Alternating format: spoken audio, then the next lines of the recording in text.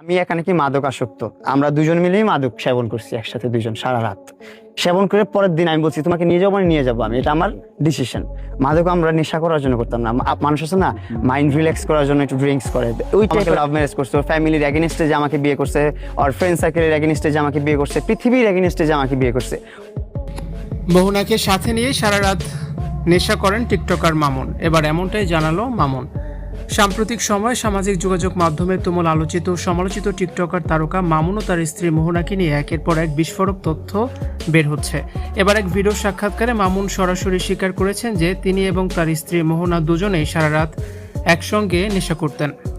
মামুন জানান বিয়ের আগে তিনি মাদকাসক্ত ছিলেন না, মাদক সেবন করতেন না, তবে বিয়ের পর মোহনার পক্ষ থেকে আসা মানসিক চাপ ও বিভিন্ন পরিস্থিতির কারণে তিনি নেশার আশ্রয় নিতে শুরু করেন।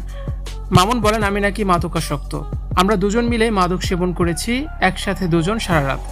মানুষ যেভাবে মাইন্ড রিল্যাক্স করার জন্য একটু ড্রিঙ্কস করে, ওই টাইপের আমরা একটু মাইন্ড রিল্যাক্স করার জন্য একটু ড্রিঙ্কস করতাম।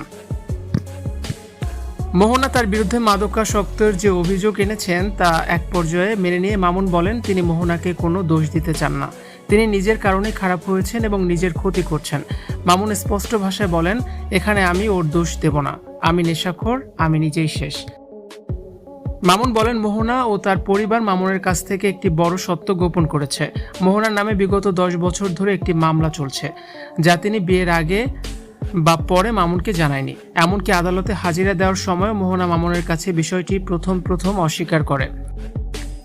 বিয়ের মাত্র 4 দিন পরেই তাদের মধ্যে পারিবারিক নির্যাতন বা ঝামেলার যে গুঞ্জন ওঠে সে বিষয়ে মামুন বলেন, মোহনার এই পূর্ববর্তী মামলার ঝামেলা এবং কোর্ট কাচারির বিষয়টি যখন তিনি জানতে পারেন, মূলত সেখান থেকেই ঝামেলার সূত্রপাত।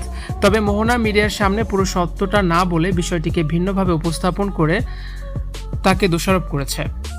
ভিউয়ার্স, এ বিষয়ে আপনাদের মতামত অবশ্যই জানিয়ে কমেন্টস করে দিন। ভিডিওটি শেয়ার করার অনুরোধ থাকলো। ভিডিওটি দেখার জন্য আবারও ধন্যবাদ।